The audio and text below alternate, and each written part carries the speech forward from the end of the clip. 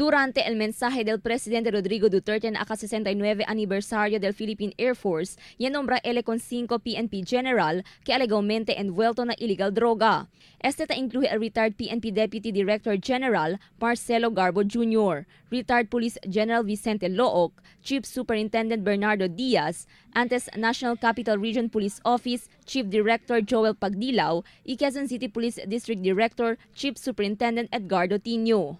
Na entrevista del TV5 Manila con cuantos del mega general, ya nega sila con la acusación del presidente Duterte.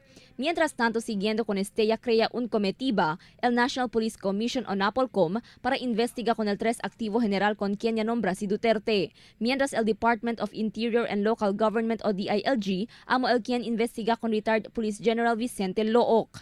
Además, separó investigación también el que conducí el Department of Justice o DOJ con retired PNP Deputy Director General Marcelo Garbo Jr. Ya promete al mag-mention o ahensya que él tiene resulta el día la investigación antes termina este mes.